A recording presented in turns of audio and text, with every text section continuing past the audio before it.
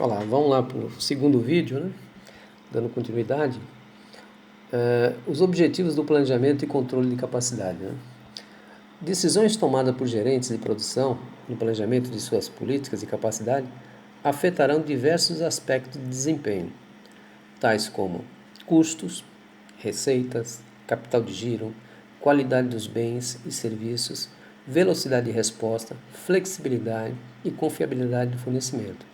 Então, o gerente, quando toma uma decisão de deixar alguém ficar fazendo hora extra, né, ou reprogramar uma turma para vir mais tarde, ele está simplesmente aumentando o custo daquele produto.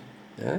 Ele não conseguiu fazer, por vários motivos, não conseguiu fazer a produção que tinha que fazer no prazo que devia ter sido feito, está tendo que reprogramar. Então, ele está aumentando esse custo de fabricação.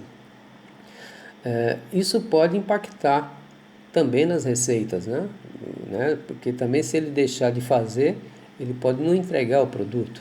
Então ele tem que tomar uma decisão. Então as decisões dele vão impactar no custo, que vai aumentar, com a finalidade de atender a, a, vamos dizer assim, a programação de entrega e com isso ter uma receita. Só que aumentou o custo.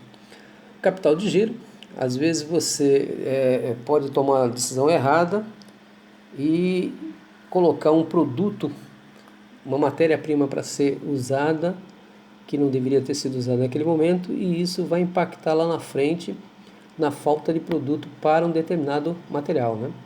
Isso é uma falha considerada grave dentro de uma indústria, né? Isso é muito sério. Mas isso acaba acontecendo e impactando todo o capital de giro da empresa. Ela vai deixar de faturar por um bom tempo. Qualidade dos bens e serviços, né? Então, qualidade também é algo muito importante. Não adianta eu fazer, mas fazer errado. Eu tenho que fazer e fazer certo, né? Tem que ser eficiente e eficaz. Então, a qualidade pode ser prejudicada quando eu troco os funcionários, né? Um determinado funcionário fazia uma determinada atividade, estava bem treinado e agora ele foi promovido ou foi para outra área, enfim. E ele saiu daquele posto de trabalho e eu não tenho ninguém com a mesma qualificação que ele. Então eu sou obrigado a colocar alguém com uma qualificação inferior. Isso pode trazer sérios problemas para a qualidade do produto. Por isso é muito importante ter dentro da organização um planejamento de treinamento, né, das pessoas serem multifunções e você ter sempre alguém para substituir alguém, né, é o que se chama de sombra, né, para que você não falte naquela posição chave alguém bem qualificado.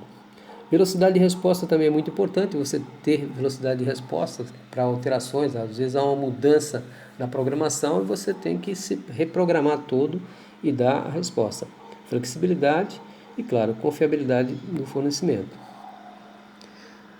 A responsabilidade da administração de produção, ela é prover a capacidade produtiva para atender a demanda atual e futura. Essa é uma responsabilidade fundamental da administração da produção. Então, o cara que está como gerente de produção, isso é o que ele tem que atender, é isso que ele vai ser cobrado, tá? Queira ou não queira, ele vai chegar lá no final do mês, vai ter que dar o resultado, vai ter que explicar por que não atingiu as metas, ou se atingiu as metas, vai ser parabenizado e aquela história toda. Que nem o caso do coronavírus aí, voltando ao coronavírus.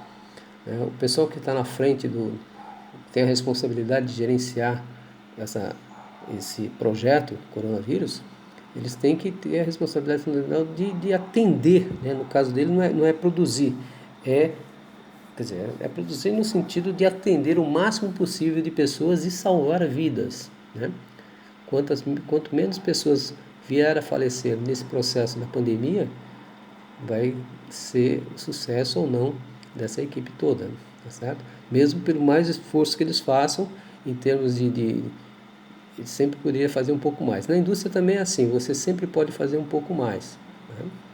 Só que, claro que na indústria, mantendo as devidas proporções, né? Só estou usando como um termo de comparação, mas na indústria não é para ninguém morrer, né?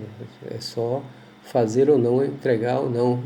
É bem mais, vamos dizer assim, é bem menos não dá nem para comparar, para falar a verdade, né? O coronavírus eu estou usando como exemplo só por causa da logística, das ferramentas de produção que os caras estão usando, tá certo? Mas em termos de comparação não tem nada a ver. Voltando. Bom, responsabilidade da administração da produção, né? Prover a capacidade produtiva para atender a demanda atual e futura é uma responsabilidade fundamental da administração. Definição de capacidade de uma operação. É o máximo nível de atividade de valor adicionado em um determinado período de tempo que o processo pode realizar sob condições normais de operação. Tá? Condições normais é aquilo lá, o cara pega o expediente das 8 às 16, das 16 às 24, das 24 às 8, enfim, esses são os 3 períodos que ele está rodando lá, né? Então, essas são as condições normais de operação. Se eu tiver que fazer hora extra, ou tiver que vir num turno extra, não sei o que, isso já não é mais considerado como capacidade em condições normais. Já houve aí um aumento da capacidade, que pode ser ou por, vamos dizer assim, falha, né? Você não conseguiu utilizar os equipamentos e as pessoas da melhor forma possível, ou realmente houve um aumento da demanda e você teve que aumentar a sua capacidade para atender essa demanda. Restrições de capacidade, né? Então, as restrições de capacidade, nós temos aí demanda abaixo da capacidade, tá certo? Nós temos, quer dizer, o que significa isso? Eu tenho capacidade para fazer 100 peças e o mercado só compra 70. Então, eu vou produzir só 70. Então, eu vou estar com uma restrição na capacidade, né? Não por meus equipamentos, não pela área de produção, mas pela área de consumo, de demanda. O segundo ponto é política deliberada, né? Para ter maior rapidez de atendimento para novos pedidos. Eu posso ter uma política dentro da minha organização que é o seguinte, olha, nós temos capacidade de fazer 100 peças, mas a minha área de marketing só pode vender para o mercado 80 peças. Eu vou deixar aqui a capacidade de 20 peças para buscar novos mercados ou para buscar novos clientes dos meus concorrentes. Entendeu? Eu tenho que ter uma capacidade, senão o cara nunca vai poder experimentar o meu produto. E a terceira restrição de capacidade é a restrição de capacidade em uma das microoperações de uma organização. Os equipamentos estão operando a sua capacidade máxima, gera uma condição de gargalo. Então, para quem viu o filme A Meta, tá certo? Tá lembrado que a empresa ela tinha vários equipamentos lá que estavam sendo gargalo de operação, né? O que é gargalo? É aquele ponto da operação onde ela restringe o fluxo de produção. Normalmente você conhece qual é o equipamento gargalo porque na frente dele sempre tem um estoque de peças aguardando para serem processados, né? Ok, dando seguimento, vamos ver aqui capacidade agregada, né?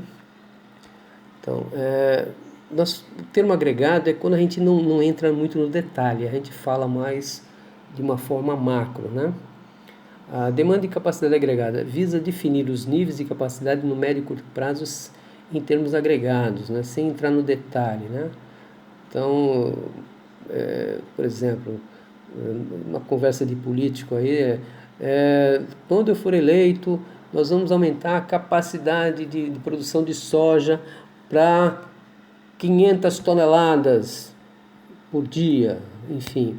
Ele diz quanto é que vai ser o valor, mas não entra no detalhe, tá? Fala de uma forma mais genérica.